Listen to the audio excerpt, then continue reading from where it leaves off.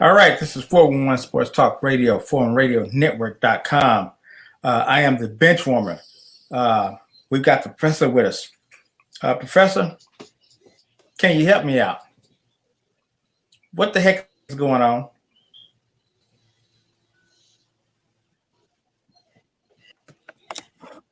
Yes, sir. 2 weeks, I wasn't a big fan of Mike Nolan, and it's showing itself. It's no surprise to me. I've been telling y'all for the last 2 months that Mike Nolan doesn't have a coaching record that's worthwhile even looking at. But Mike McCarthy believes in him, so we just have to see what happens.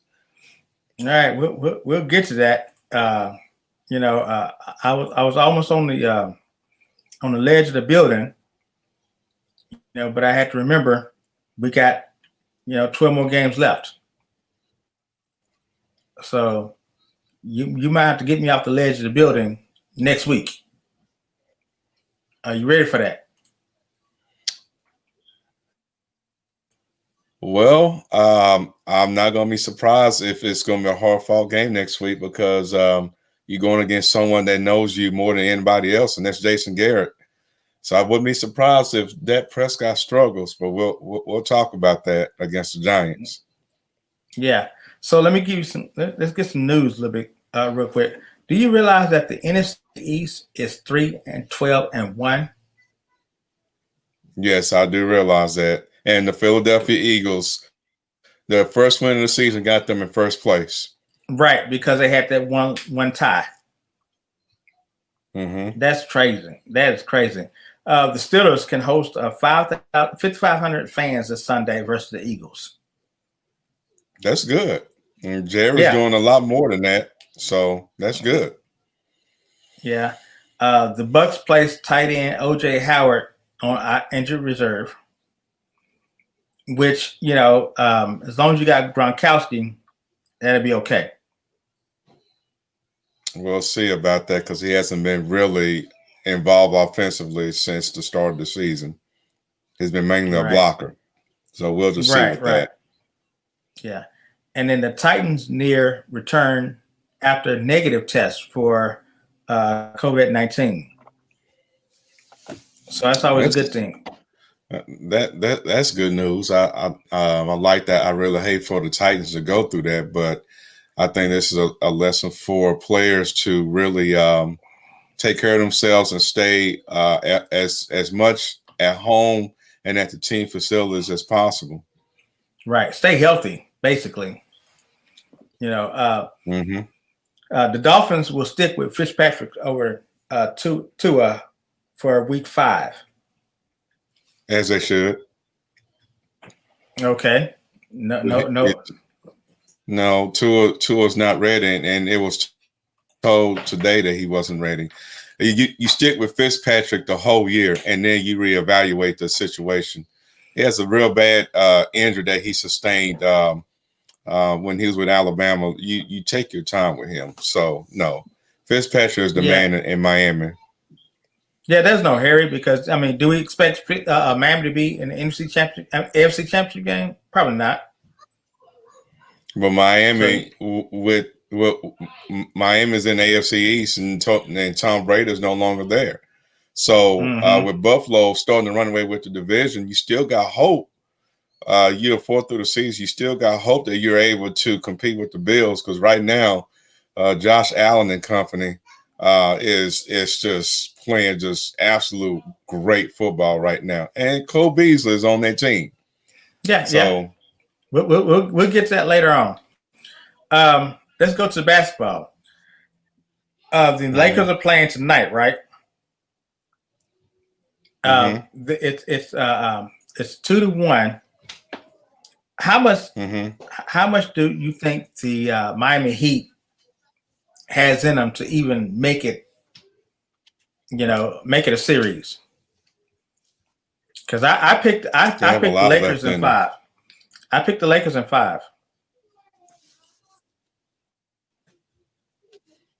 I picked the Lakers in 6.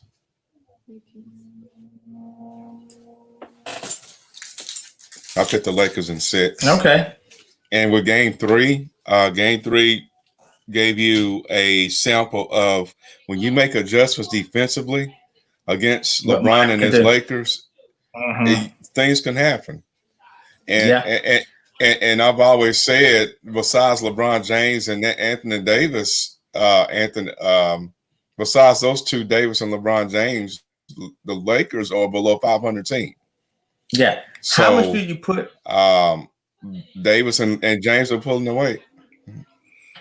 How much do you put in LeBron walking off 10 seconds before the game's over with?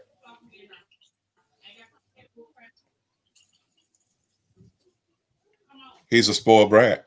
That doesn't surprise me. To me, it's an attitude of a spoiled brat. Mm-hmm. I agree. You know, you walk up 10 seconds before the game ends. What message do you send to the team in that way? That's not championship mentality. I that agree. reminds me of what Isaiah Thomas did back in the 80s when they got beat by the Bulls.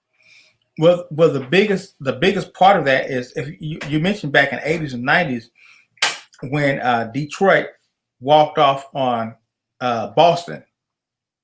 Didn't shake a hand or nothing like that. They just walked off on Boston. So, you know, sportsmanship has gone to the wayside. You know, and LeBron, up to this point, has shown that sportsmanship has gone to the wayside. So another report is, let's keep going. Another report is that the NBA is looking at starting the season in late January with fans coming back. What do you think about that? The season normally starts in October. We're in October now, but in the NBA Finals. That's a quick turnaround, but I don't think the players have a issue with that. The fans, the NBA is paying attention to what the NFL is doing. Mm-hmm. I'm almost willing to bet that. We touched on this last week, where we have all the major sports leagues paying attention to one another in terms of how they will address trying to control the spread of the coronavirus. Mm-hmm. I'm in favor for it, but don't have your arenas at full capacity. Obviously, you spread them out like you are at Jerry's World and wherever else they're having fans right now. So far, I take that back. The number of cases in Dallas County is starting to be on the rise again. Mm-hmm. I don't know if that's influenced on having people at the stadium at AT&T. I'm not sure, but having fans in the arenas, it's okay, but maybe at a fourth capacity, even a sixth of it. Don't pack out the stadiums. I mean, because we don't have a vaccine, there's no cure for it. Now, I keep telling people day in and day out, until we have a vaccine and or a cure for this coronavirus, it only takes one wrong step and we're back to the way it was when all this began. Right. So, you know, wear your mask and keep social distancing. And if you're not having the mask on, stay away from people. You stay home. Exactly. I agree. Couple more things. We have it on the back before we get into the show. Texans fired their head coach and GM after 4 games. Where does that put the Texans? I mean, the moves he's made.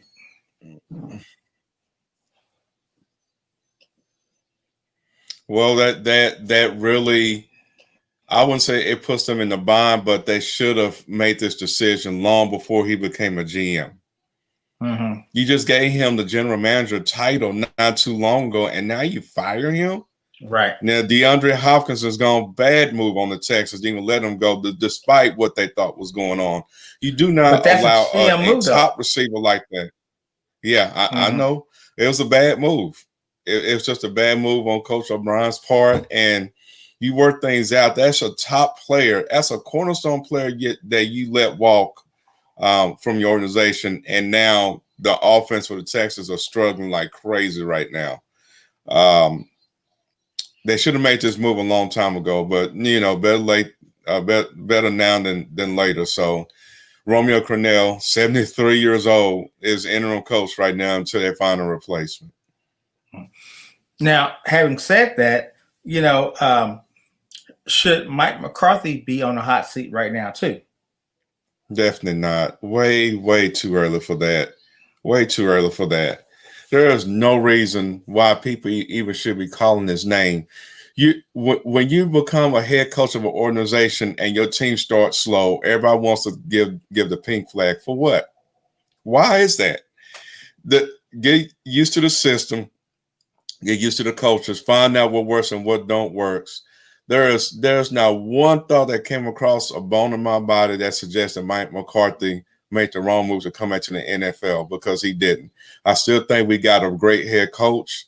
Starting one, we could have been on 4 like the Falcons had it not been for the watermelon kid by Greg Zuerlein. But you don't. The problem is the personnel. The personnel you brought in here, Mike Nolan, he needs to be gone. I mean, I saw that coming before they even played a game. You look at his resume, take the time, Google his resume, and you see his record as a head coach and the defensive statistics that he put up year in, year out with the teams he's been with. Ain't good.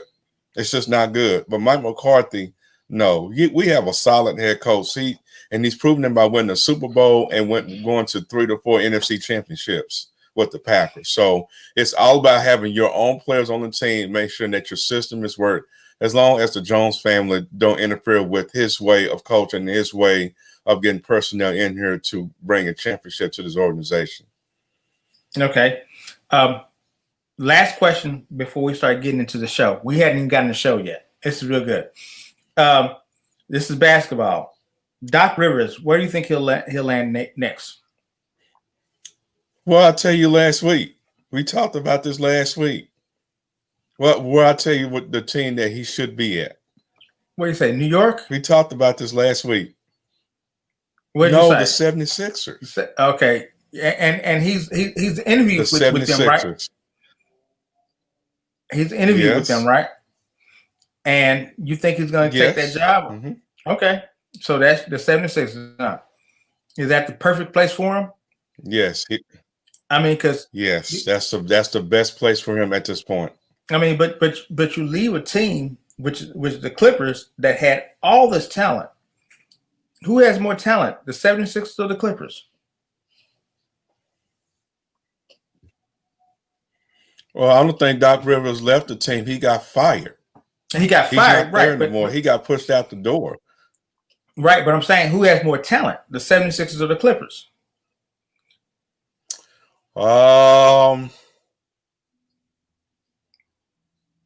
That's a good question. Kawhi Leonard is the best player of the two teams, but I think the 76ers have the better roster than the Clippers. Okay. But he couldn't. They have a better roster. But he couldn't do it with the Clippers, though. Or is it him not being able to do it, or is the players not buying to his system? Because if he gets hired by the 76ers, we'll find that out.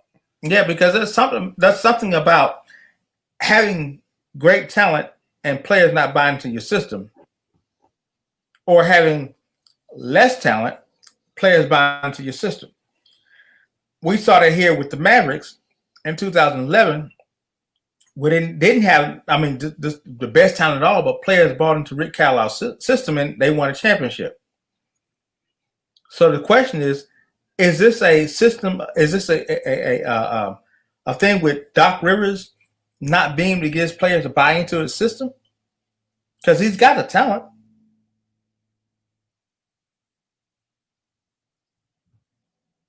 The question, unless we see the same results with the 76ers, and I think he'll be hired by the 76ers, but if we see the same results within the next 3 to 4 years with him and that team, then I would say, to answer your question, yes, it's him and the players not buying into his philosophy.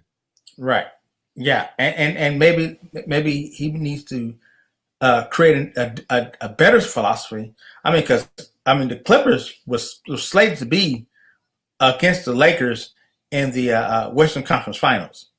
That was supposed to be a done deal. Mm-hmm. It didn't happen, and maybe because this break that they had taken, it just knocked everybody off. Because this break has a lot to do with it too.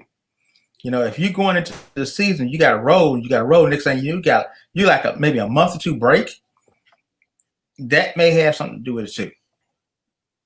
So my question to you now is: should Doc Rivers have been fired?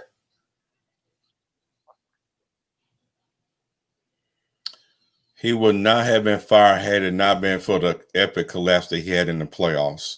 When you get Kawhi Leonard on the team, you're expected to at least compete with the Lakers for the right to go to the finals. And they didn't even get to the West Finals this year with Kawhi Leonard. So with that being said, I think that's why the Clippers pulled the plug on him, because there was an expectation that was set on the table. Doc Rivers, we got your Kawhi Leonard. We expect you to compete, have your team and lead your team to compete with the Lakers for the right to go to the finals, but you didn't reach the West Finals. And I think with the collapse that we saw just this last month, I think that's what got in the pink slip. They're like, you know what? We gave you the tools, we gave you a superstar player, and then you collapse with that superstar player on your team, and you didn't get to the West Finals. You got to go. Okay, we'll find someone else. All right, so let's. Had it not, if Doc Rivers led the Clippers to the West Finals against the Lakers, then he wouldn't have gotten fired. If he went to the finals against the Lakers and lost to the Lakers, I don't think he would have got fired. It's the collapse that happened during these playoffs that led to him getting the pink slip. That's just my opinion. All right, so let's move the conversation off of Doc Rivers. Let's move to the Clippers. Okay. How good you think the Clippers will be next season with this whole, no Doc Rivers? When you bring in another coach, do they move players around? I mean, how good do we think the Clippers will be next season? I believe the Clippers are a championship team, or at least a team that goes to the finals to compete against the East winner. But I think it depends on the head coach that you put into place. And like you said, it depends on the players buying into that system. And that includes Kawhi Leonard. So whoever comes in here has to understand that you have a superstar player on your team, and you got a very good defensive unit, and you got a very good bench, and you got a very good six man on top of that. You got some talent on that team. So it needs to be a head coach that knows how to use that type of talent to get past the Lakers. I wouldn't know who that coach would be, but we'll see what this decision would be when they find their head coach. All right. Well, that's our kind of a nip and tuck news in review for today. Not breaking news, but you hear that Eddie Van Halen passed away at 68 today. Did you hear about that? Yes, I saw that. Yes, I did see that. Very sad to see that. Yeah. So he passed away. I've been told it's 65, not 68. He had a 6 in his name, so so Eddie Van Halen passed away. So let's get into this week's games, which were I'm astounded. So let's start with the New England Patriots versus the Kansas City Chiefs. Kansas City beats New England 26-10. Did you actually watch it? Did you watch the part of that game? Just a little bit, but I didn't watch the whole game. Okay. New England looked like, and New England actually, Brian Hoyer was their quarterback because Cam Newton had COVID. So Brian Hoyer, and he actually played a pretty good game. But then, the Chiefs came in and they did their thing. At the half, the Chiefs it was 6-3. So it's really close game. So it's not like the Kansas City Chiefs just took, went away with it. It was a really close game. And Brian Hoyer played pretty good. But then New England went to their third string quarterback, which was who was the guy they drafted? I forget the guy's name they drafted, Dinkman or something like that. But looks like he's going to wind up being the future for New England. So the question would be is because Cam Newton tested for COVID-19, he's got to sit out for like at least 15 days, right? 14 days, right? So the question was, does he get his job back when he comes back?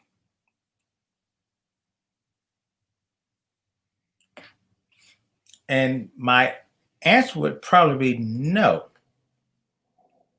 I think the New England Patriots will stick with who they have, which is their rookie. What do you think, Professor?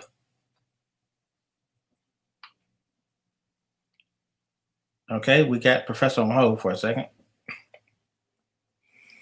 But yeah, I think that Jay Stidham is the quarterback. So, Professor, what do you think? Does Cam Newton get his job back or not?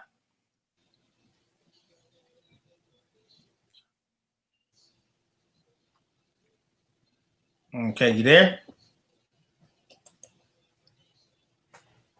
I'm okay. here. Okay, so does Cam Newton get his job back when he comes back? Because he got 14 days off now. So does he get his job back? Because he got Jay Stidham now. Is Belichick gonna go with?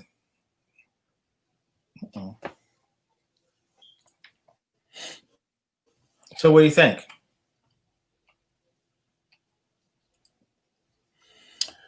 Well, the Patriots are looking into Cam's status for game for for week 5 right now. You can rest assured that they're checking in to see how his body's handling COVID-19. Patriots really do miss Cam Newton, as you saw the other night. So it's a day-to-day situation, to be honest with you. I wouldn't expect Cam to play in week 5, but you just never know with the ever turning technology that we have for this coronavirus as we continue to live through this.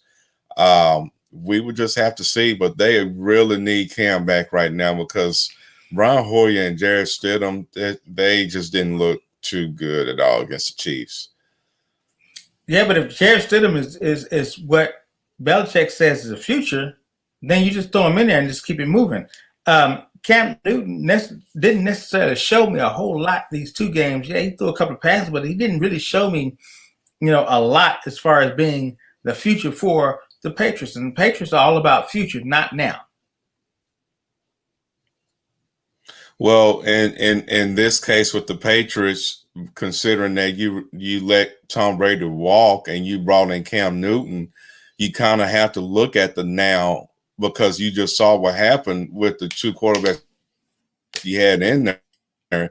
You can look ahead in the future as the season moves forward, but you deal with a Pro Bowl quarterback on your roster now and see how far he can take you. So if I was the Patriots, I would look at the now because what you got behind.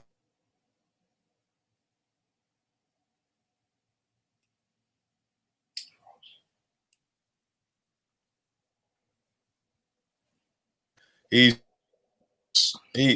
looked like trash though. Yeah, we'll see. I get that, but let's look at how long did it take for the Patriots to pick up Cam Newton. It's not like as soon as he got off of Carolina's roster, he had takers. It took Patriots a while to even pick him up. So to me, I think that Belichick is thinking Stidham is my man, and now that Newton is out for this COVID, you got to take 14 days at least. So that means it's going to be 2 games. Let's see what Stidham can do. And if Stidham can prove something, I think it's going to be hard for Cam Newton to get his job back. It's the same way with Minshew. Once they saw Minshew, they said, okay, Cam, sit on the bench.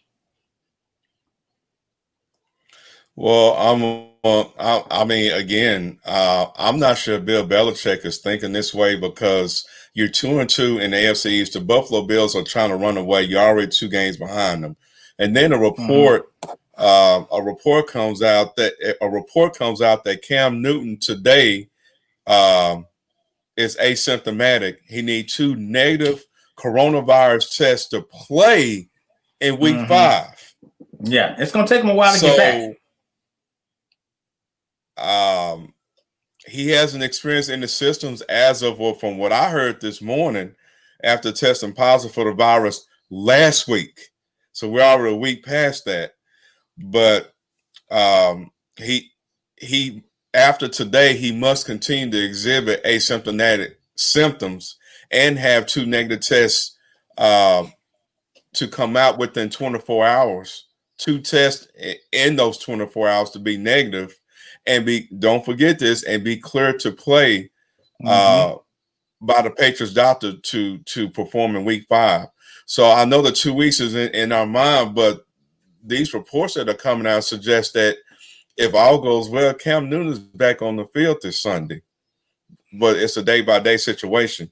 But he has to have 2 negative tests within a 24-hour period and continue to show a consistency of being asymptomatic for him to step on the field against the Broncos. Well, and then the Patriots have had no one else on the team to test for the coronavirus but Cam Newton. Cam Newton's the only one on the team that has the coronavirus. No one else is on that team. So that's advantageous for the Patriots as well. So if you're looking into the future, if you're Bill Belichick, I mean, that's a decision you have to make. But knowing the person Belichick is, I'm just not sure if he's willing to make that move, considering that he's already 2 games behind the Bills in the AFC East. That's just my opinion. Well, we also have to remember this right here. We know who Belichick is. You know, Spygate, Videogate, whatever gate he got, Belichick has got him. And Deflategate, all that. And then we also have to understand, too, that we know who Robert Kraft is, which is the owner of the Patriots. You know, he hanging out in strip joints. You know, so whatever narrative they want to put on not playing Cam Newton, if they want to do that, they can. Even with this COVID-19, whatever narrative they want to put on there, they can do that. And we can't act like that's not necessarily a part of the equation.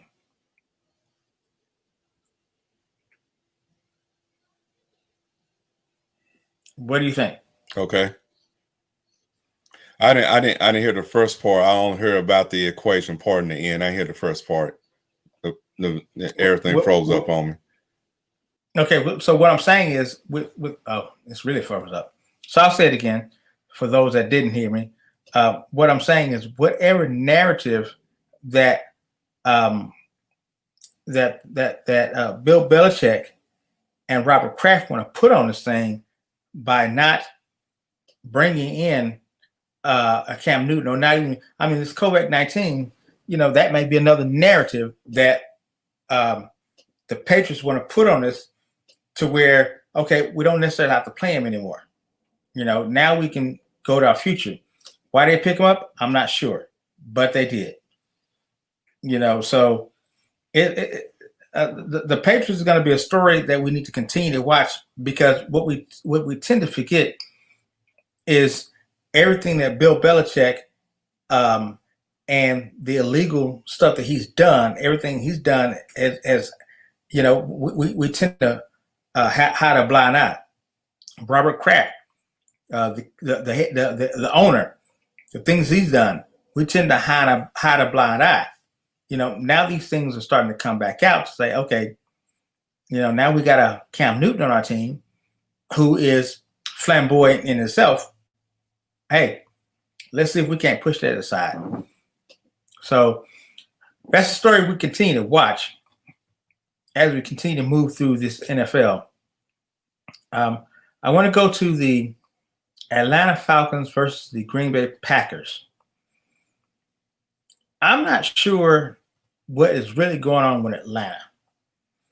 Atlanta has, they've had leads before, and somehow or another, they just cannot keep a lead. Remember the game against the Cowboys where they was beating the Cowboys, clearly beating the Cowboys, and they just made some boneheaded plays. The onside kick was a boneheaded play that the Falcons made to allow the Cowboys to get the ball back. So they continue to make boneheaded plays, but they have Atlanta has they got great offensive talent. So I'm not necessarily sure what's going on with Atlanta, although Green Bay is a great opponent. Green Bay is good. Aaron Rodgers is maybe playing for the next team. What do you think, Professor? Is Aaron Rodgers playing for his next team? Because he's playing really good. He's playing really good ball.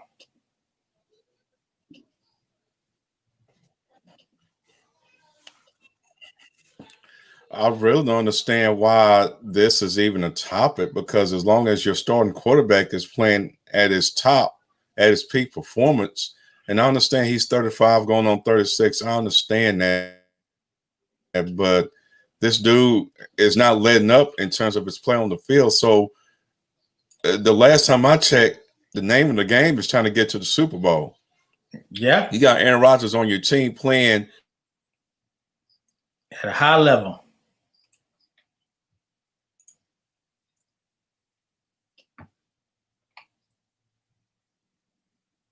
Yeah. Aaron Rodgers playing at a real high level, and the difference I think this year with Aaron Rodgers that they've got a running game. That guy, their running back is good. Who's that? Jones, right? Yeah, their running back. They've got a great running game. So Aaron Rodgers this is the first time in his career that he's had a really good running game that he can rely on and not have to do everything by himself, which helps him be a better quarterback.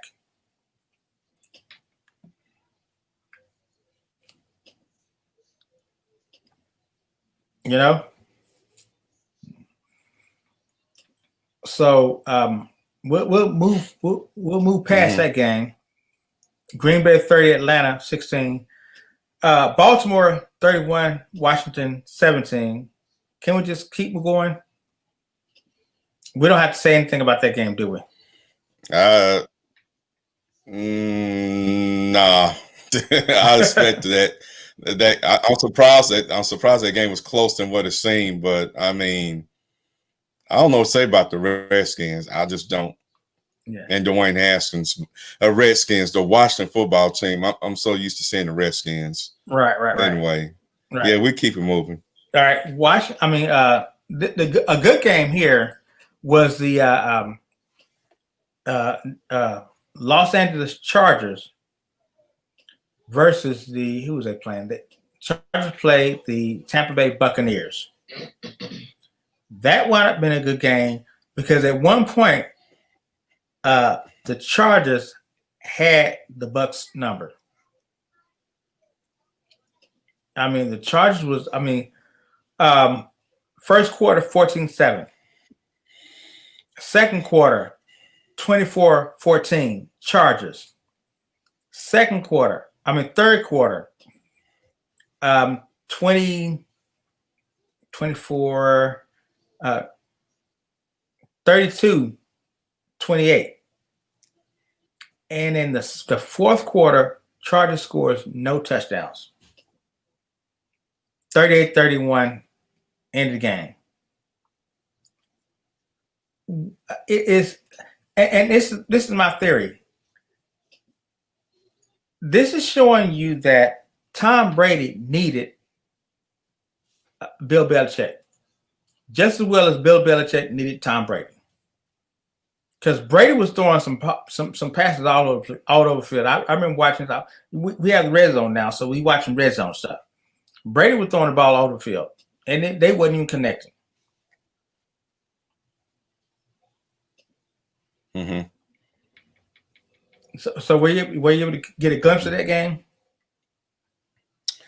I saw some of that game, and I mean Brady still threw for. He was 30 to 46.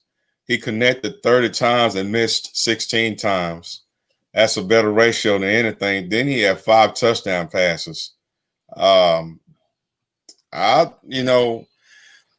he's for him to even play. To answer your question, for him to play at this level at 42, going on 43, and he still can throw 5 TDs and still can throw 46 times in the game, and he still can complete 65% of his passes, even despite him throwing it in places he shouldn't, especially with these pick sixes he's throwing lately. But right, man, I'm telling you something. Tampa Bay, for what it's worth, Tampa Bay got them a quarterback, a sound, experienced quarterback, something they haven't had in a lot of years. So if I was Tampa Bay and Brady's still willing to play going on into 43 years old, I'm going to roll with it.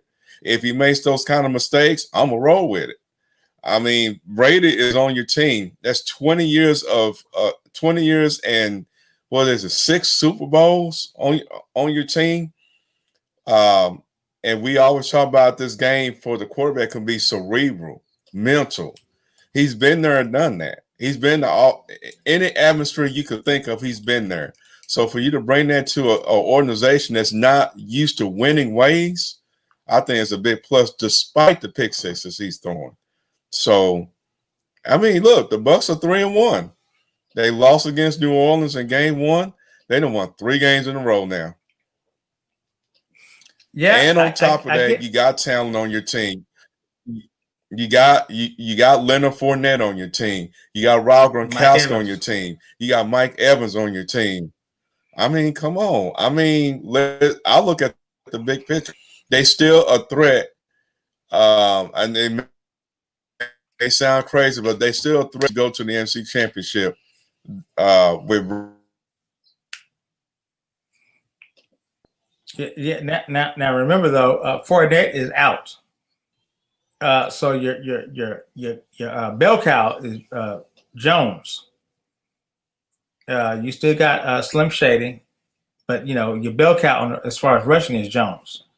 Mike Evans is still doing this thing. Mike Evans had targeted 7-8 times, had 7 receptions, 122 yards. So he's still good. So I still think Tampa Bay can be exposed, and I think they will be exposed, but they did pull that game off. So we won't harp on that as much. The Miami Dolphins and Seattle Seahawks. Seattle wins 31-23. Russell Wilson is really playing out of his mind. Russell Wilson is playing some good football.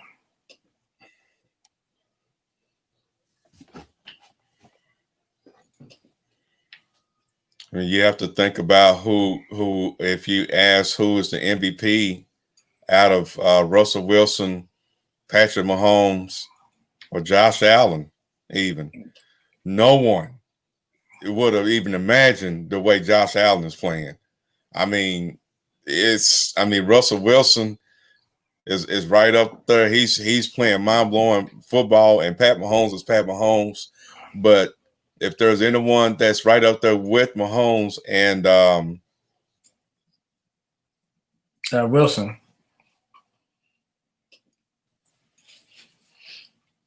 Both Josh.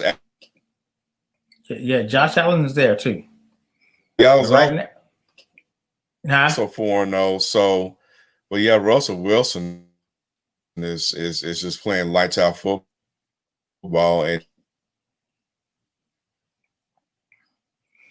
football right now, and he's proving it. And that because I know Pat Mahomes has a lot to say about that, but it's a long season. We're only 4 games in. Yeah, the thing with Russell Wilson is he's got receivers authority too. Metcalf, 4 receptions, 106 yards. Moore, 3 receptions, 95 yards. You know, he's got receivers to throw it to. So that's what's going to pick Russell Wilson's game up. Russell Wilson had 360 yards of pass complete of offense, you know, in this game. 34-24. You know, that's 10 incomplete passes, which is you know, that's pretty good. So Russell Wilson is really playing a good solid season, solid game. So as far as the MVP, I know this is early. We're only 4 games in. You really can't necessarily talk MVP, but you know, he's making his case. But he's trying to make a case more for not just MVP, but he's trying to make a case for getting to the Super Bowl. And right now, he's got a good case going on. We talked earlier today about Miami and Houston. Miami 31, Houston 23. Houston just got rid of their coach and GM, which is very significant because, you know, your GM is that person that makes these personnel moves, and Houston's GM has made a lot of bad personal moves. They got rid of I mean, what sticks out in my mind when I look at Houston is when they got rid of the receiver. That, I mean, we talk about Watkins. We talk about Houston's quarterback, but DeAndre Hopkins. Well, no, hold on, Watson. We talk about Watson, but the receiver Hopkins is what I think what helped DeAndre Watson out. What do you think? Well, that's why Deshaun Watson. Part of the reason why Deshaun Watson became the quarterback that he became because of DeAndre Hopkins. Mm-hmm. You see what Kyler Murray is doing now in Arizona with DeAndre Hopkins. Mm-hmm. Hopkins is receiving volume. I mean, the targets, he's averaging 12 to 15 targets a game. So clearly Kyler Murray is doing the same thing that Deshaun Watson would have been doing in Houston. But now you don't have that on your team, and now you see how bad the Houston offense is struggling without DeAndre Hopkins. So if someone were to ask me, well, is Deshaun Watson the same quarterback without Watkins? And I'm going to say not really. No. Not really. He's a good quarterback, but, I mean, when you have a Pro Bowl wide receiver within the caliber like DeAndre Hopkins, you should be a good to excellent quarterback. Mm-hmm. And now Kyler Murray get to reap the benefits of that. So I think the other problem is here. If Watson had protection, that's the other thing that he does not have. He doesn't have protection. If he had protection, maybe he can sit back in the pocket and look for receivers. You know, you got Fuller, you got Atkins, you got Johnson, you got Stills, you got Randall Cobb, you got, you know, you don't have the opportunity. Watson does not have the opportunity to sit back and look for receivers like a Hopkins, you know, and these receivers are not there. So now he's going to struggle a lot this season. And I don't think he would be in that same context that he was last year because the star receiver is gone. You can't lose Hopkins and think you're still going to be good. And so right. They wind up getting rid of the coach / GM, and that's pretty big too. It's one thing to get rid of GM because you've already purchased your players, you already got what you got on field. But you get rid of your coach and GM, it's going to make the Houston Texans season that much longer, that much harder. And so right, I'll be hard pressed to really pick another Houston game that says Houston's going to win. You know, Romeo Correa. I'm not going to go that far. I ain't going that far. I mean, 4-12. 4-12 may be on the table, but I'm not going to say 1-15 or 0-16. That's just not happening with Watson at quarterback. It ain't happening. I just said I was going to be hard pressed. I didn't say I wasn't going to pick him. Romeo Cromwell is a really good coach. You know, he was a coach Mm-hmm. with the Chiefs. You know, he's a really good, Mm-hmm. and he was one part of the coaches that helped the New England Patriots get to their Super Bowl titles. You know, so he's a Mm-hmm. good coach, but you know, it's going to be hard pressed for me to pick him unless I see something that's just really, you know, out of whack. Right. Not, And not, I'm gonna go ahead and call it. Look for Eric Bieniemy of the Chiefs to be in contention for the head coaching position for the Texans. He's the OC for the Kansas City Chiefs. He's a African American coach that his name has been thrown out there for a while, but he ended up not having head coaching gigs after the dust settled. But his name comes to my mind when it comes to someone that can coach up Deshaun Watson. Not say that Watson need coaching now, because he really don't, but to get him in a place that he's used to, even when Hopkins was on the team, I think Eric Bieniemy would be an excellent head coach for the Houston Texans. yeah, I agree with that. I agree with that. He would be up there, and then who's the defense coordinator for Arizona?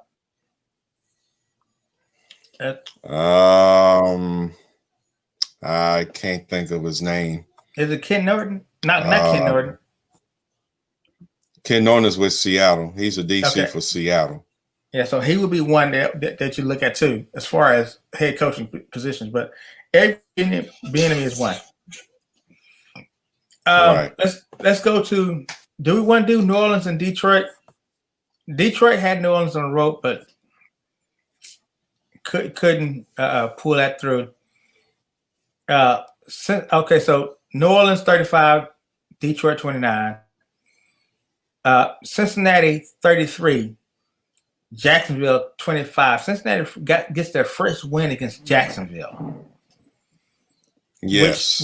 Which tells me that Jacksonville has a lot more problems than, you know, what you want to put on the table.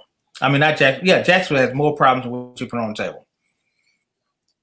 You know, right. You know, they don't. I don't know if Jacksonville has a lot of structure with their team.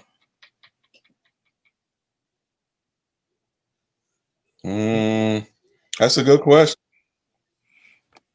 Yeah, because they're going good question. Yeah, Jacksonville is going through a lot of issues, but let's keep moving. Speaking of Arizona, Carolina beats Arizona 31-21. Arizona, I thought, had a lot more to give than what they gave in Carolina with Carolina.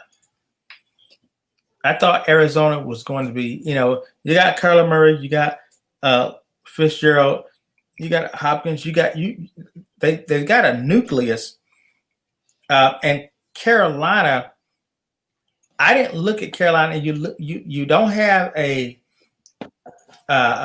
who's a running back, because that's the only person they got. Mike Davis. No, Carolina's running back. Kenyon Drake. No, they're running back. Kenyon Drake. Carolina. Carolina's. You talking about McCaffrey? Yeah, McCaffrey. They lost him. Right. You know, okay. But Bridgewater really stepped up in this game. I mean, he really stepped up in this game. He was the Bridgewater of last year, and he really stepped up in this game, man. Which tells me, you know, what kind of defense does the Cardinals have? You know, because this should have been a win all the way around, but it wasn't, because Carolina said, we're not having this. You know, and right. Matter of fact, they said that at the beginning of the quarter. They scored 14 points in the first quarter, and they scored every quarter after that. You know, so we want to look at that Arizona closely.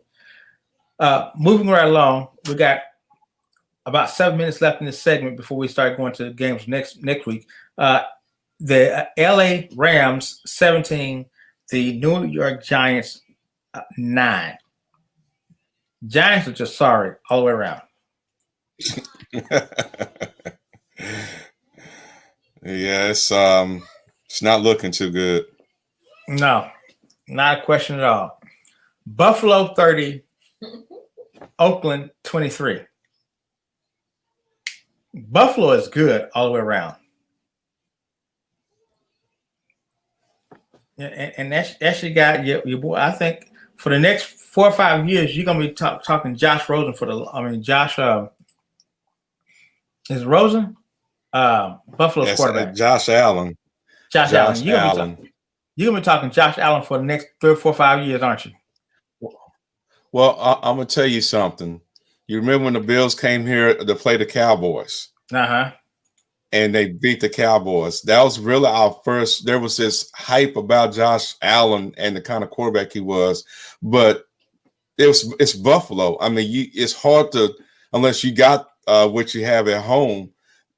They don't normally broadcast national televised cast for the Bills. When he came here to play the Cowboys, which they broadcast that game, and we saw how he ripped the Cowboys defense to shreds in that game. And I saw the fight in him. I'm like, this dude here is better. It's better than I thought he was. And from that game on, he has just been just lights out, just straight up lights out. And he's starting the season lights out. And he was one of the reasons in our fantasy draft, he was just sitting there in the 7th or 8th round. I'm like, no one picked up Josh Allen. So you got sure enough.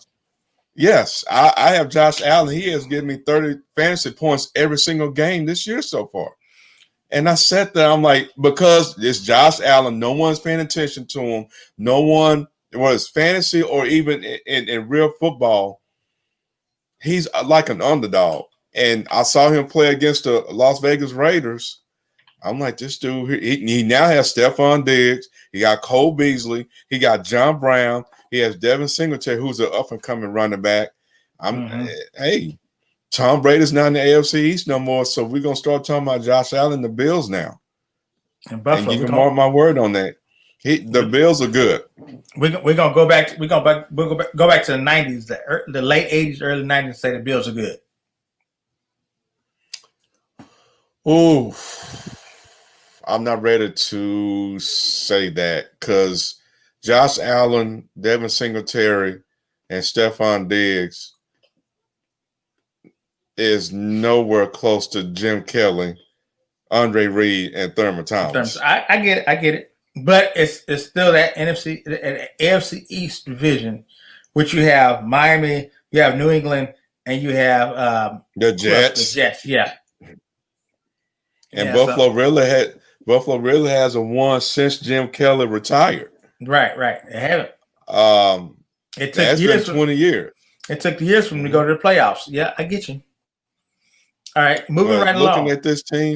Looking at the team, and we saw them the other night. They look good. Yeah, they do look good. Yeah. Moving right along. Chicago, Indy. Indy beats Chicago 19-11. This is now the Nick Foles led Chicago Bears. This era is going to end before it gets started. Nick Foles is not a starting quarterback. He can come in. He was 42 of 26. He's 26 or 42. 26 or 42. Pass attempts, 26. Yeah, 249 yards. 249, I think. Yeah, 249. 1 sack, 1 touchdown, and 1 interception. 76.4 quarterback rating. I mean, those are fair numbers. They're not bad. Yeah, they're decent numbers, but Nick Foles, but you only score 11 points. You know, true. Nick Foles is not a starting quarterback, and he's not a starting quarterback at the beginning of the season either. He can start you in November, December, mid-November, late December, when everybody's tired and he just got fresh legs. This ain't what Chicago needs to be, you know, and that's why they lose to Indianapolis. But now Indianapolis is not a bad team either. Indianapolis is not a bad team, so hold your head up because you lost to a good team, but still, though, you lost. But is he better than Mitchell Trubisky? That's good. Well, I don't know who's the better quarterback, Trubisky or Nick Foles, or if they're both the same. I think we're looking at two of the same quarterbacks, and none of them are giving Chicago any chance to do anything. You got listen to this right here. The possessions. Listen to this. Chicago possessions. You got a punt, a punt, a punt, a field goal, a punt. That's the end of the half. Then you got a punt, a punt, a punt, an interception, a touchdown. Game over. That's their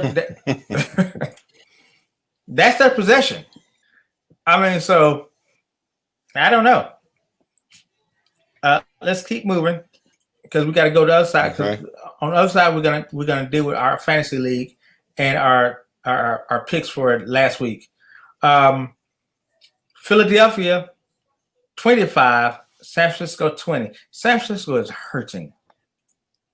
They are hurting. They got half the team. They got half the team on injury reserve. So and they still almost beat that game. That's why Philadelphia is just sorry. Somebody I talked to somebody the other day and they was like, "Well, they're coming back. They're winning. They're getting better." No, they're Philadelphia sorry. I mean, they are just getting, They may be getting Alshon Jeffrey back pretty soon, and if they get him back, that should be a boost for Carson Wentz because right now he has no receivers. None other than Zach Ertz, but he has none. Yeah, and the bad part about it is they're a top division. Yep, they're number one.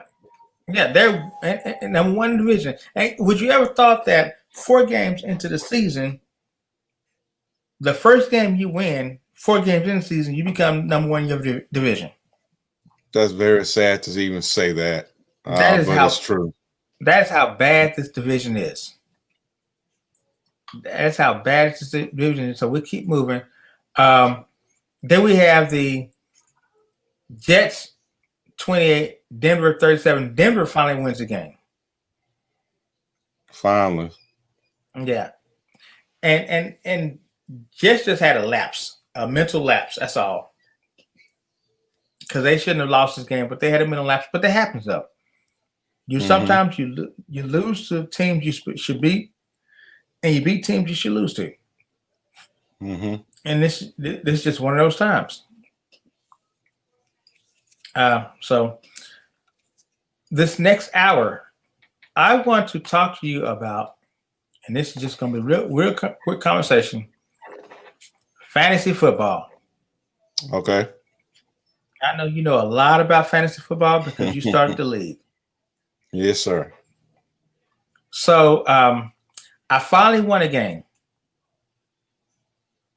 I beat the Spartans. And this is Ray. This is your brother, isn't it? That's correct. Yes. Yeah. I beat him 137 to 121. You know how many points? Closer than I thought it was. You know how many points Dak Prescott got me? I think he got 46 or something like that. Yep, 46 points. And I mean, Dak Prescott. Well, it's not just a touchdown, but he threw for 500 yards. Yeah, 5 and 6 on top of that. 506. Yep. So,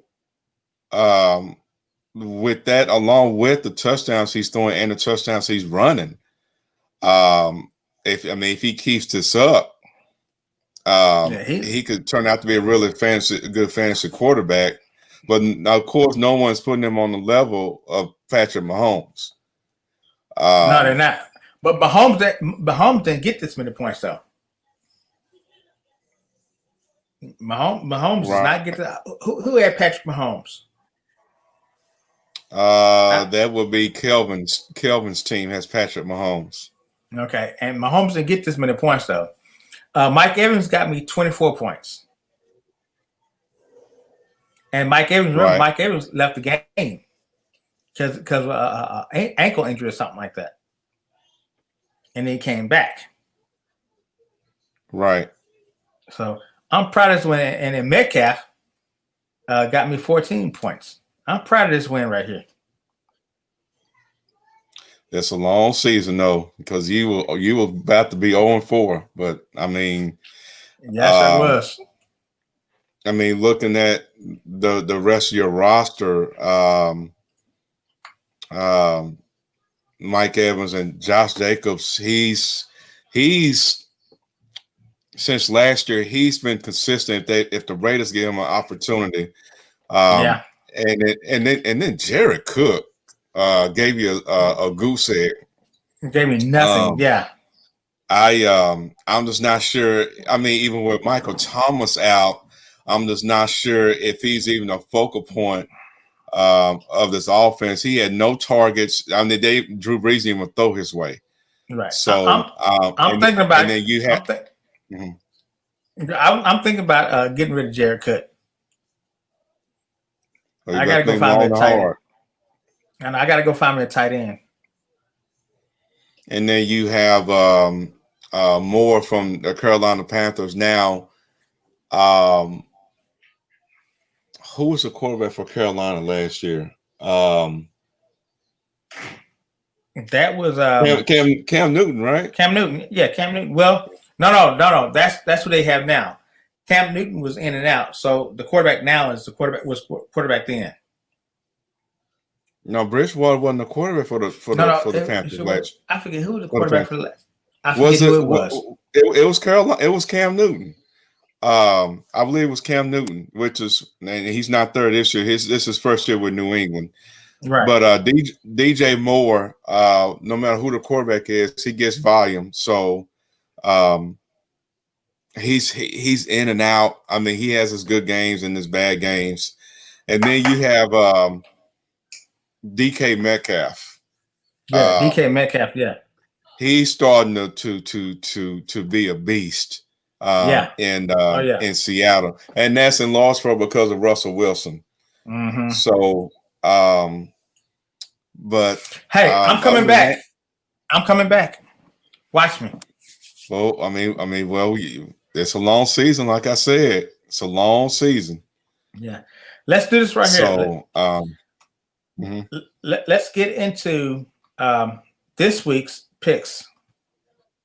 So we have to go over the winners for this week, and this is going to be a hard segment for me because number one, I wasn't part of the winning, section, but I have to do this, right? Or if you don't want me to, I don't have to do this. I could just keep it moving. I don't have to talk about the winners of this segment, right? Why not? Are you saying I do? Well, you do it every week. You do it every week. Well, I have the winners and losers. I have the liberty to say what I want to say, right? No, but it's about consistency. Weeks 1, 2, and 3, you did the same thing. You did the exact same thing. No, it is what it is. You keep that consistency. You keep it rolling. Nothing changes this week. Winners and losers, and then you say the record, and then we go into this upcoming week in terms of the picks. All right, it's the same process. This week, the winner this week, it was a tie actually. Between ones and two. All right, but because we pick the points, we do have a number one and we have a number two. Number one and a 1A. This week, with an 11-4 record, my sister Casey wins this week. Oh, really? Yeah, because she picked. Wow. Well, it was a tie between Casey and Shelly and Security. Both of them had an 11-4 record. because of points, Casey picks 42, Security picks 58. So Casey wins this week. And then Shelly comes in second place. Now, mind you, I taught both of them. So, in essence, I win overall. No, that is incorrect. No, I taught both of them. That is incorrect. But see, at the end of the day, they still make their own decisions despite what they were being taught. Well, no, why despite? No, it's not despite. It's I learned football from my dad. It's because they were being taught. Nobody's listening to you. We're going. Okay. Third place is Uncle Aaron with a 10-5 record. Mm-hmm. My dad, whom I taught again, had 10-5 also. Mm-hmm. Notice I said whom I taught also. But they make the last decision in terms of what games they pick. You're just not going to believe I taught my dad, huh? No, I'm not saying that. You may well taught your dad, but remember, when your dad is not around, he has to make a decision as to who he believes is going to win and lose. Yeah, and when he's not around, I'm going to say I taught him. So let's keep it moving. Okay. My brother-in-law, who I taught, 10-5. Mm-hmm. So everybody I teach,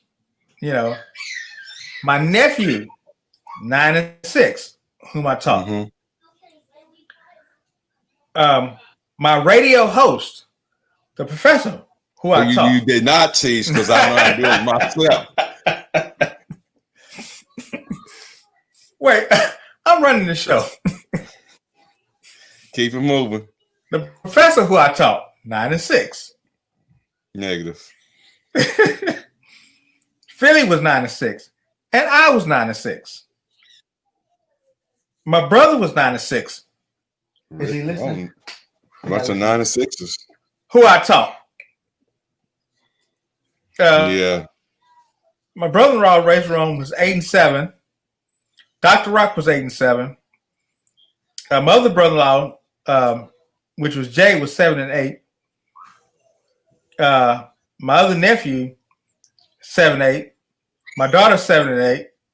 What's going on with Alex? Well, she's in Korea. And yeah, you taught her too. No. No, you taught her too. I know you did. I know you did. You taught her too. I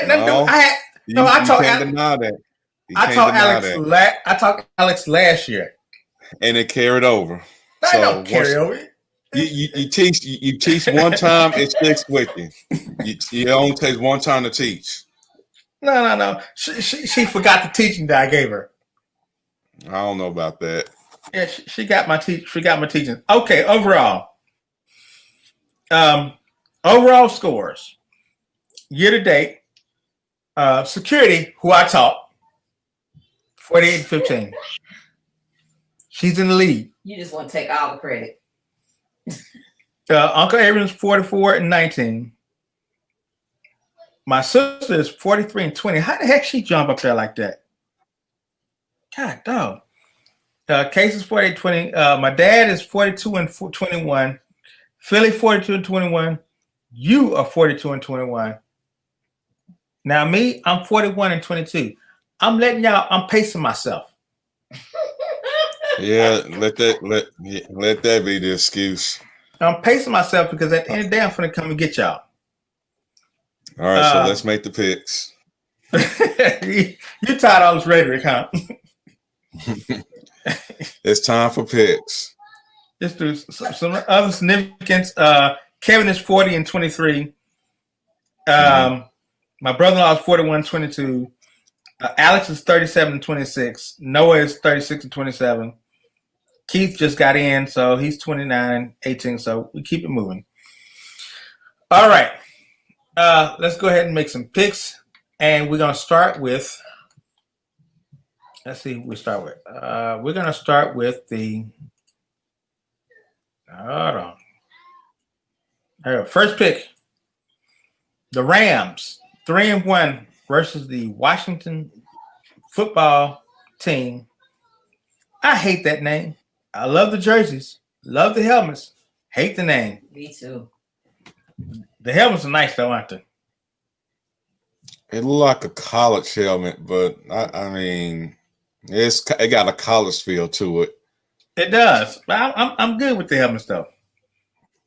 All right, so the Rams 3-1 versus the 1-3 Thursday night Washington Redskins or Washington football team.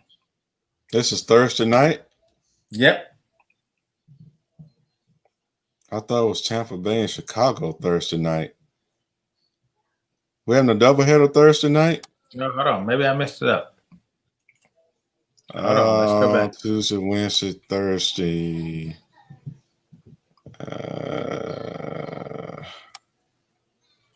I think you're right. Yeah, the Thursday night game is the Bucks at Bears. This Ram game is a normal Sunday game. Okay, so let's go right there. Okay, so let's hold on. Thursday is Tampa Bay and Chicago. Yeah, it's Tampa Bay and Chicago. I don't have that on here. I think the Rams at Washington is a normal Sunday game. Okay, so let's go Tampa Bay, Chicago. The 3-1 Tampa Bay and 1-3 Chicago. No, 3-1 Chicago and 3-1. Chicago's 3-1. Yeah, I know. Wow, it don't even seem like it. I'm going with Brady over Nick Foles any day. I am too. Yeah, I'm going Tampa Bay. Okay, now we get into this game. The 3-1 Rams versus the 1-3 Washington. As long as Washington has Dwayne Haskins at quarterback, I just don't see them doing much. If anything, they may end up throwing in Alex Smith pretty soon here. But I'm going Rams in this game. I just don't see the Washington football team having any chance to beat the Rams at all. Yeah, I'm going Washington also. What we got? We got a comment?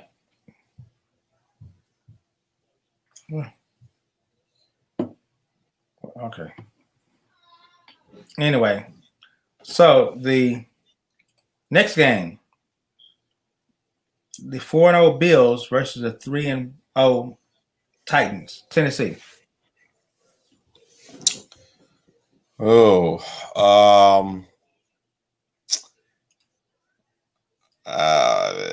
going Buffalo in this game. I think it'll be tight. Titans are still making sure that all their personnel are COVID-19 free. Don't know where the mindset is at right now. Yeah, and they really hadn't had a chance to practice or anything either. So I'm going to go Buffalo in that game. So you got Buffalo also, right? That is correct. Okay. The division leading, where is that at? The division leading Eagles 1-2-1 versus the Steelers 3-0. And this is in Pittsburgh. Yeah. Or in Philly. Okay. This and is Pittsburgh. They may get Alshon Jeffrey back, which is a huge boost. Gut feeling is the Steelers. Yeah, I was gonna say Steelers. Yeah, I was gonna say Steelers anyway. Even if they get Alshon Jeffrey back, I'm not sure. I don't trust Philadelphia at all. I just don't trust Philadelphia at all. You don't trust Philadelphia. You don't trust Carson Wentz. The whole thing. Everybody. Okay. Let's go. The 2-2 Cardinals versus the 0-4 Jets. And I can't believe the Jets are 0-4.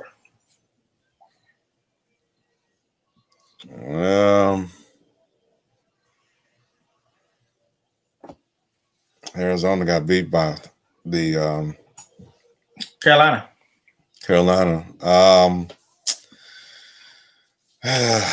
This is a closer game than most people think. I'm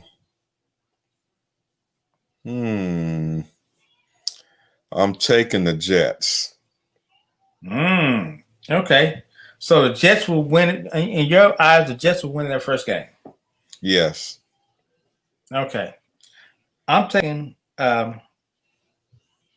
Arizona because I think they have more weapons on the offensive side of the ball.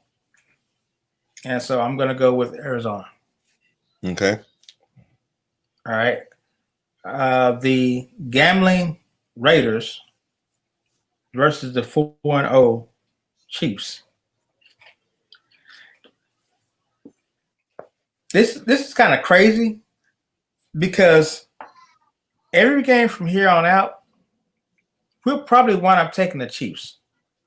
I have to look at their schedule. But still, though, right now, do you see the Raiders coming close? Although they did come close to who they come close to? No? Do you see the Raiders coming close, period? Not in this game. No, I'm taking the Chiefs all the way in this game. But looking at the Chiefs' schedule, you need to circle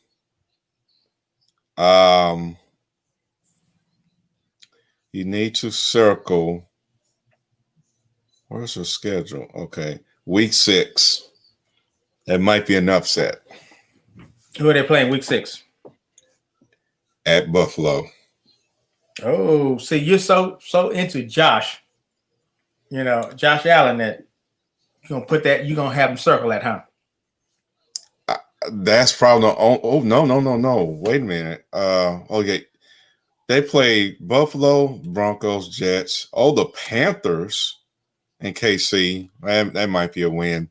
They got to go Tampa Bay. See, the Chiefs have to go to Tampa Bay as well, and Brady. That's always a potential loss. Keep running their schedule down because I don't see that. Okay. So the Chiefs' next game is Vegas. Then they got to travel to Buffalo to play the Bills, then travel to Denver to play the Broncos. Then they come home in KC to play the Jets and Panthers. They have a bye week. Then they got to go to Las Vegas to play the Raiders again. They're playing the Raiders next week at home in KC. Then they travel to Las Vegas in week 11 after a bye. At Las Vegas, at Tampa Bay. Then at home against the Broncos. Then at Miami and at New Orleans. So 4 of their next 5 games from week 11 to week 15 are on the road. I know you Pat Mahomes and you're the Chiefs, but that's going to be a tough road for them. 4 of their next 5 games from week 11 to week 15 is away from KC. So their potential losses, I'm gonna call it, is at New Orleans, at Tampa Bay, and at Buffalo. Just those 3. All those other games to me are winnable games. But when you playing the Buffalo Bills as confident as they are, that could be a tough win there. And then you got to go to Brady at Tampa Bay, and to me, Tampa Bay is one of those teams you can't ever say, "Oh, you're gonna beat them." That's a guarantee. When you can't say that, and you got Brady, Gronkowski, Mike Evans on that team, and then of course you have Michael Thomas back with Alvin Kamara, and Drew Brees, and Sean Payton. You got to travel to New Orleans to play the Saints. So I'm not gonna say the rest of the schedule is easy cheesy for the Chiefs, because to me it's not, especially at Buffalo. I think that's going to be the toughest game on the schedule. Is at Buffalo. When you go to Buffalo and you play them, it's a tough place to play. Ask the Cowboys. Okay, I'm going to asterisk your at Buffalo picks or your Buffalo picks, because while you may not see chinks in the armor, I think you will start seeing chinks in the armor as Buffalo goes. Buffalo's a good team. But Buffalo doesn't play risky football like some teams do. They're real careful with the football, and that's gotten them wins. Okay. And then they're not a risky team, that they know when to take the shot down the field. They protect the ball very well. But yeah, we got these picks going. But going back to the KC pick, KC, what game were KC and Las Vegas? KC winning that game. Yeah, against Raiders the Raiders at Kansas City. No. Yes, yeah. I don't think so. No. That's what I was thinking. I was gonna let you ramble, but I'm thinking the same thing. KC wins that game. All right, next game. All right, next game we have is the Jaguars 1-3 versus the Texans 0-4. Oh, Texans, man. With the firing of the coach, I'm going Jacksonville. Well, with the firing of the coach, I'm going with Cornell in his first win against Jacksonville in Houston. Yes. Oh, really? I got that marked as Houston. Yep. I think they're gonna win. New blood. It's old school blood, but it's new blood. Yeah, but he's got. I think they'll get their first win. But he's got. This is in Houston. This is up under interim new leadership. It's a mental start over, and you playing a Jaguars team. To me, Gardner Minshew is better than I thought, but something going on with that team. I just can't put my finger on it. But I'm going Houston in this. I know Houston's 0-4 and they look bad. I just don't see Houston and Deshaun Watson starting that quarterback to continue this downward spiral that they're having. So I'm going Houston. Well, if they get Minshew to cut off his mustache, then they may have a chance. But anyway, I'm still going Jaguars. Mustache is going right now for him. Okay, I'm going Jaguars. The Carolina Panthers versus the Atlanta Falcons. What the heck is wrong with Atlanta? I'm going Atlanta this game. I think they're going, but I don't know what's going on with them, because they should have an explosive offense, but it's not doing it. Yeah, I just Atlanta has tons of offensive talent. Right. Matt Ryan, Julio Jones, Calvin Ridley. They even got Todd Gurley. I know he probably ain't the same Todd Gurley, but he's still good enough to be that Gurley. Yeah. Mm-hmm. And I just don't know about that team. I think their head coach is in the hot seat now. He should be. He should be in the hot seat. He should have been in the hot seat 2 years ago. In this game, I am going I got Atlanta beating Carolina. Yeah, I'm going Atlanta. But, if they lose this game, this is going to be the last time I pick Atlanta. Next game, the 1-3 Dolphins versus the 2-2 49ers. 49ers are hurt. They are hurt, and then the Dolphins are starting Fitzmagic or Fitzpatrick or whatever you want to call him. But it's in San Francisco, and I gotta believe that San Francisco got one last push in them. And if you're gonna do it, you better do it against a not a good team. So I'm gonna go San Francisco in this game. I got 49ers as well. Okay. So we go 3-1 Colts versus the 3-1 Browns. This is going to be a good game. But I don't know if Nick Chubb is playing in this game or not. And Indianapolis defense. No, Nick Chubb is on IR. Yeah. And Indianapolis defense is not as bad as the Cowboys defense was. And the Browns have Kareem Hunt. Yeah, but the Colts defense is not as bad as the Cowboys defense. So they should be to slow the Browns running game down. but it's in Cleveland though. Mm-hmm. And there's the other issues. Well, we don't have to worry about that because there's no home field advantage, so to speak. But it's a outdoor club playing an indoor club. You remember what Dante used to say about those stadiums? If you're in a stadium, you go to grass. The weather and all that. Yeah. So who you got?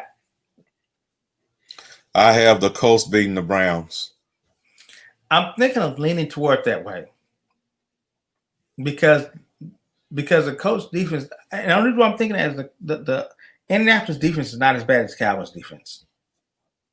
So I'm gonna go Indianapolis. I'm gonna go Indianapolis now right there. Moving right along. 1-3 Broncos versus the 2-2 Patriots.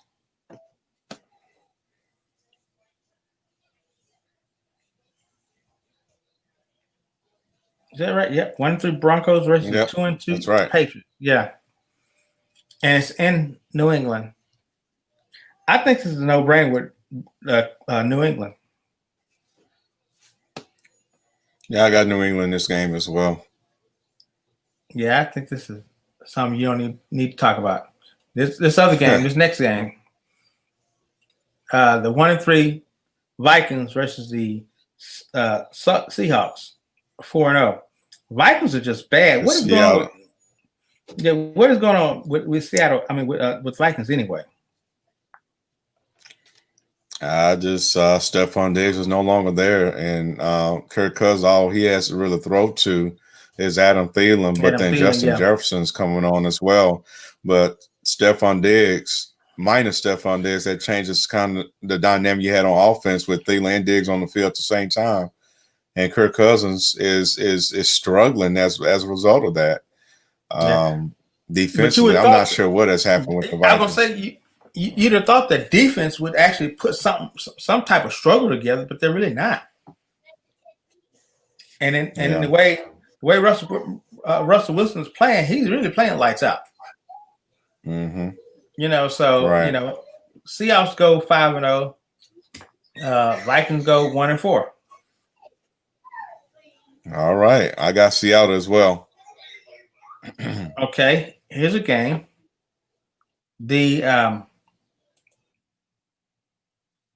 I had this wrong. Oh, that was last week.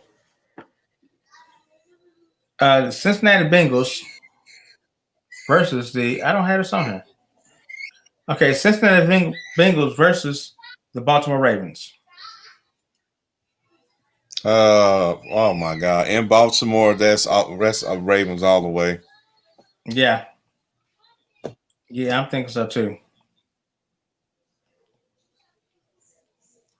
And the last game that we don't talk about, the Monday night game, the Chargers and the Saints. 1-3 versus the Saints. Yeah. I think this game gonna be closer than what people think. Saints are not necessarily showing that they're not the same Saints as last year. Well, they're not the same team, and you don't have Michael Thomas on that team. Right. It's showing when there's no Michael Thomas in the offense, even though Alvin Kamara is good, Andrew Brees, and you still got Sean Payton, but the absence of Michael Thomas is showing. Mm-hmm. But the Chargers just don't have the receivers like him. Mm-hmm. Yeah, but the Chargers are not necessarily. I mean, you lose Melvin Gordon, you lose Phillip Rivers, and you got, to me, basically substitutes in there that's taking their place. And so the Chargers really just kind of, hanging on. And it's in New Orleans. So you take an outdoor team, put them indoors. I think I'm going New Orleans on that one. I got the Saints as well. All right. And the game that we all sit around and wait for, we can bait and debate. The 0-4 Giants versus the 1-3 Cowboys. The Giants come into AT&T Stadium with a plethora of nothing, except nothing.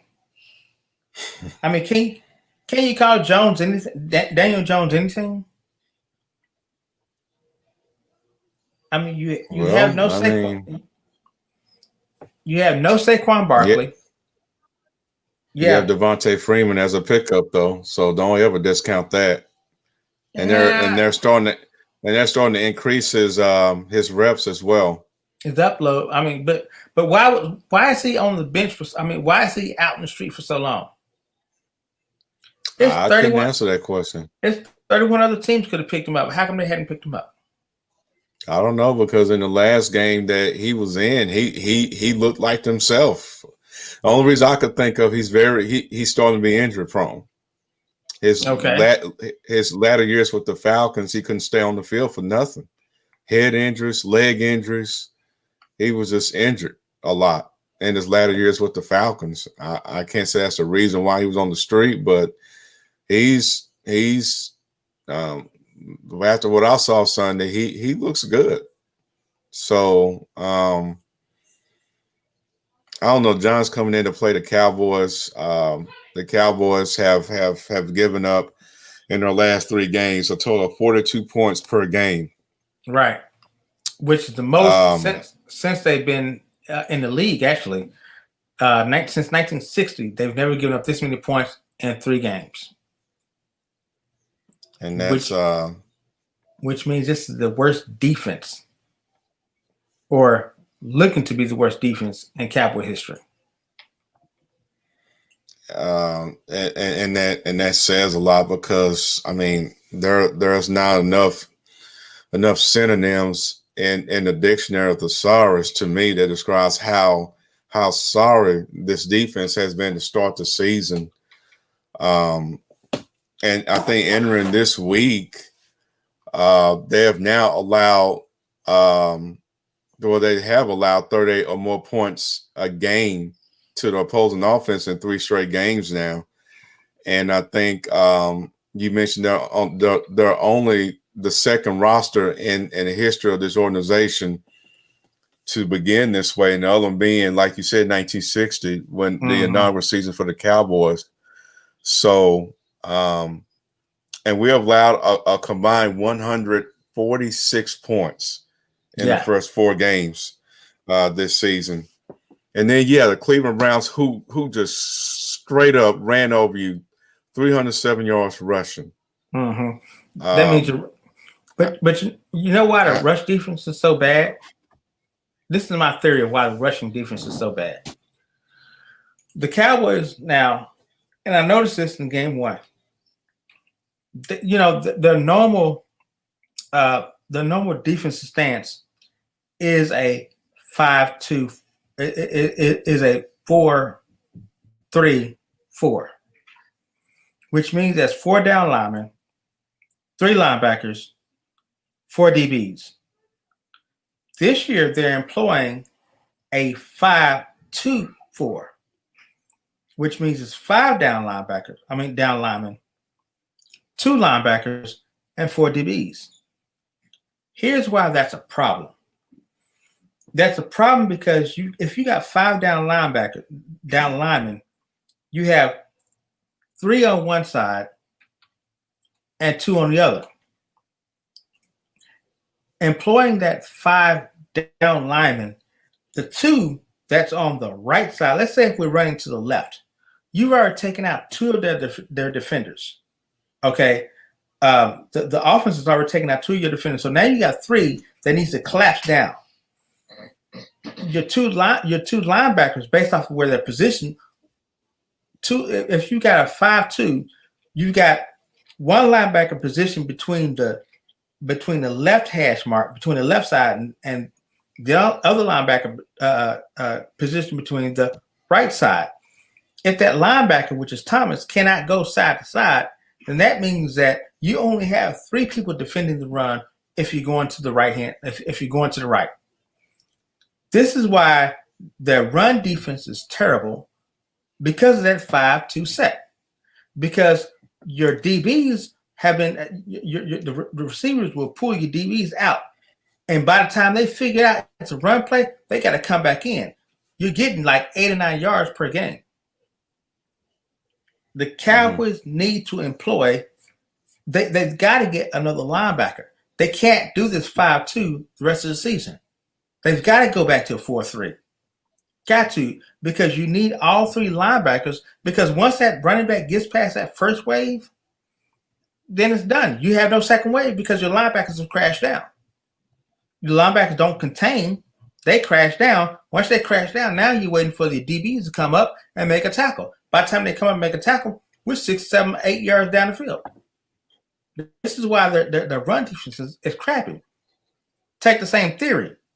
A 5-2, you take the same theory and, in a passing game. A 5-2 only works if your 5 linemen are getting to the quarterback, and there's your other issue, is that the Cowboys cannot get to the quarterback on a consistent basis and make that quarterback shake. They can't penetrate that front line. Because they can't penetrate the front line, then you have nothing. Only thing you can do is bring up a safety and make the safety help play linebacker, or make the safety do a run blitz, or a passing or blitz, whatever. But the Cowboys are not bringing up a safety, because if they brought up a safety, guess what? The DBs are exposed. So this is why that defense is terrible. This is why you need a Vander Esch or Sean Lee. You need to get more linebackers back there and start employing. So now you can mix up. Right now, they can't do it. Mm-hmm. They can't do it. Their defense is just really struggling. And if you don't get help, I don't see how you not struggle. I don't see how you not complete the season without struggling. And then the offense has to play perfect. And, the Cowboys offense just cannot play perfect because turnovers.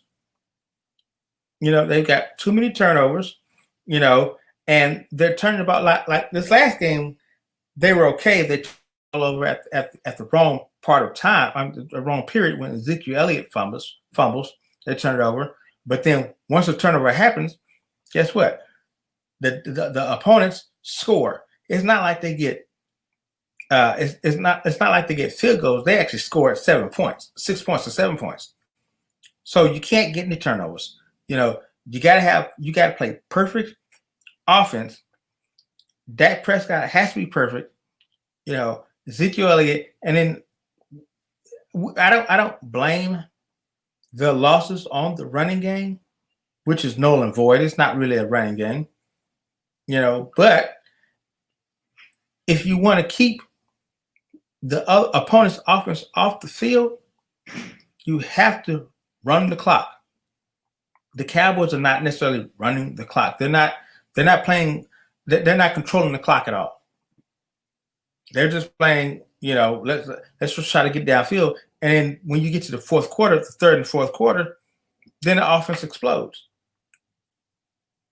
Cowboys need to have their offense explode in the first quarter. They need to have it explode right then there. And with the Cleveland Browns, you go up 14-7. Your offense is doing its thing, but then the defense can't get a stop. And because the defense can't get a stop, it puts the offense back in a bind. And then the fact that they're rotating their linemen. I mean, we got so many offensive line rotations. It's not even funny. So there's a lot that the Cowboys need, and I don't know how you fix it.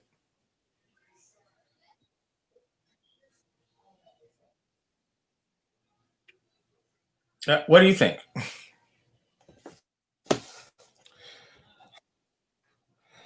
Well, I'm not sure if you said this, but the offense has to stop turning the ball over as well. Mm-hmm.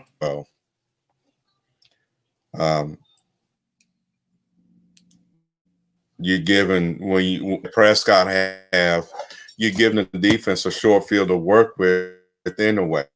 Mm-hmm. When your defense is as bad as they are.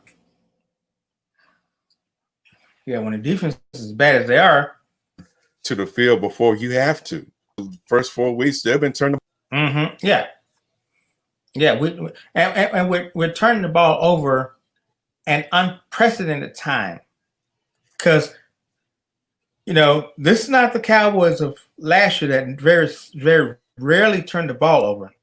We're turning the ball over at least once or twice a game this year, and every time we turn the ball over, the opposition scores.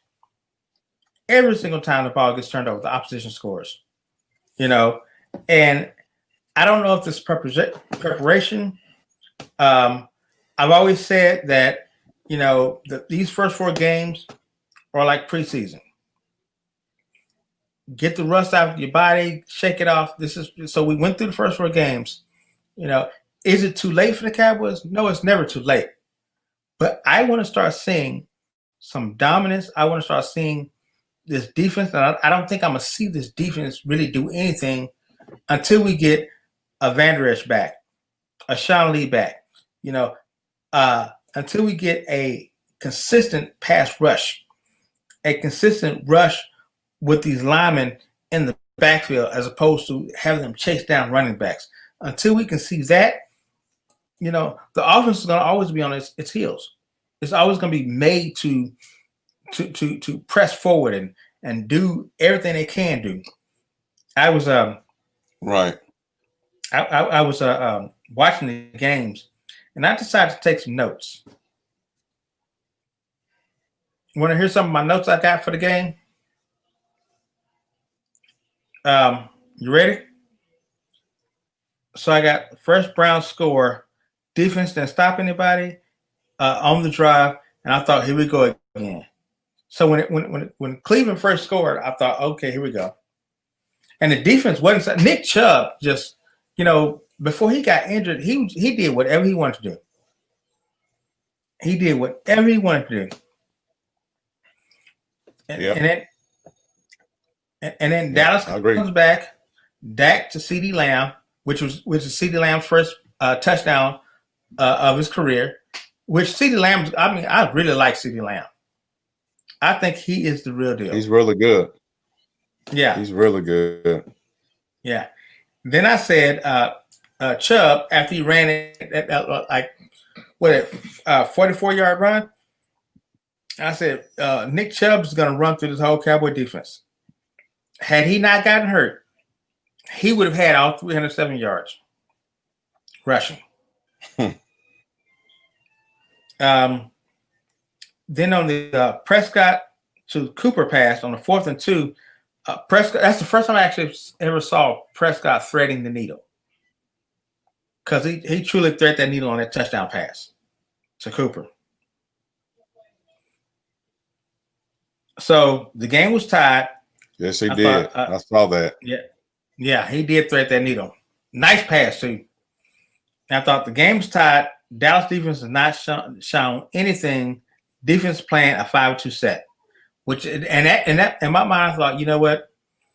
They can't stop the Cleveland Browns. They can't. So then Dak fumbles, and defense is not going to stop him again. Then I thought Dallas might have the worst defense in the NFL. And then it became a disaster. Then I went to I'm stunned. 24-14 Browns, 7:20 left in the half.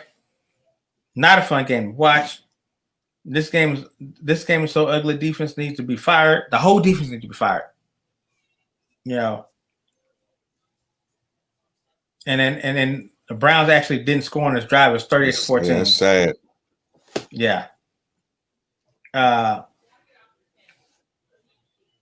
And then my whole thing was Stop going for it. Kick a field goal. Put points on the board. The whole game, all 4 games, except for the Rams game, all 3 games have been crazy games. Because at the end, Dallas has a chance to win, and you get that Adonis Smith. You get Odell Beckham Jr. taking a pitch, a reverse. Adonis Smith is right there, and he takes it 54 yards, game over. I'm like, this is pathetic. This is just pathetic. But let's go ahead and pick the Cowboys and the Giants. Cowboys 1-3. Cowboys get 1-3. The Giants are 0-4. What are you thinking? Giants will get their first win. Oh, wow. Wow. And will get their first win. Why do you say that? I think it's going to be Jason. I think it's going to be Jason Garrett influenced. He knows Dak Prescott. He knows the things Dak Prescott don't like. Just keep that in mind. And he's putting it in the ear of the defensive coordinator for the Giants. Just keep that in mind. I think Dak is going to struggle in this game. Okay. Well, I think the Cowboys will actually pull this one off. I don't see where the Giants offense will give Cowboys problems. They have no marquee anybody in their offense. You got Daniel Jones, okay, but everybody else is just like whatever. So I think this game is going to be more of Giants offense versus Dallas defense. While both Giants offense and Dallas defense is sorry, this game is going to come down to which one is the sorriest. Are the Cowboys that sorry, or are the Giants that sorry? This is what this game is going to come down to. I don't think it has anything to do with the offenses. I don't think it has anything to do with Dallas's offense or the Giants defense. I just think it has everything to do with Giants offense versus the Dallas defense.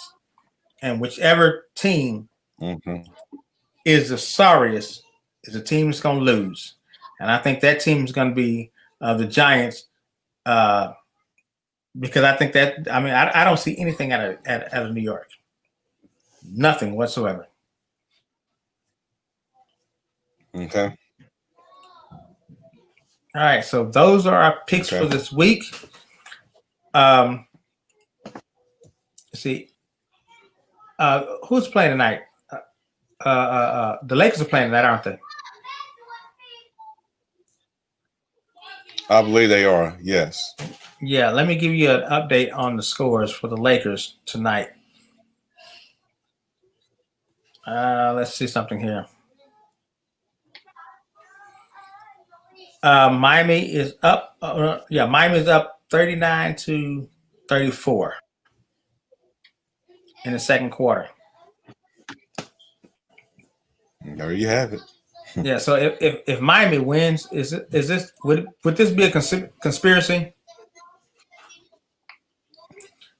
The way the Lakers beat the Lakers Miami made adjustments in Game 3 defensively. Yeah, the way the Lakers beat the Heat in the first 2 games. But Miami's getting players back though, so that's one thing we need to look at. Is Miami are getting players back. Let's see. I'm trying to figure out if any other news that comes out today. One thing I want to let the people know that, and I haven't talked to you about this yet, but I will definitely talk to you about that. We have we are getting ready to do a true barbershop talk. So I will talk to you about that further, as far as where it's going to be, what barbershop it's going to be at, We're going to do a barbershop talk. We're going to get into a barbershop, and we're going to really talk sports. What do you think about that? Okay. I think that's a great idea. See where it goes. Yeah. So I've spoken to a barbershop that we're going to get into, and we're going to get some particulars together, and I will keep everybody posted. But that's coming up in the future. And then we got a lot of other things that's getting ready to come on the table. We're preparing everything for the first of the year, because at the first year, we should be right where we need to be. All right. All right. Any last words? Any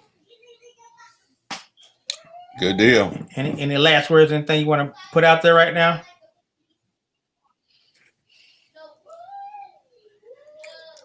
Well, I'm not sure if this is news, but the Cowboys released Brandon Carr this afternoon. He's no longer a Cowboy. I did see that. I mean, but he really wasn't doing anything anyway, was he? I don't know if that played a role in how he played.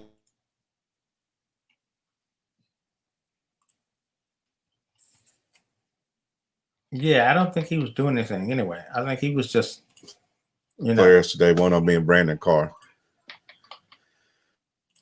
Yeah, I think I like I said, I don't think he was doing anything. I don't think that really played a role in anything. So, I would look to.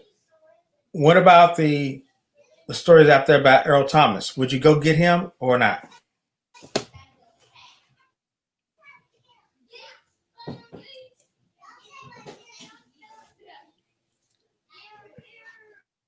Lewis, Professor.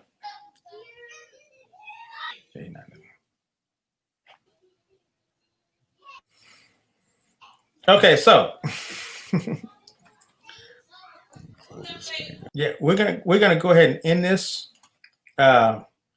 This has been 411 Sports Talk Radio on foreignradionetwork.com. I am the benchwarmer. Thank you, Professor. Thank you for those who chimed in. Anyway, but this is 411 Sports Talk Radio, foreignradionetwork.com. We are out.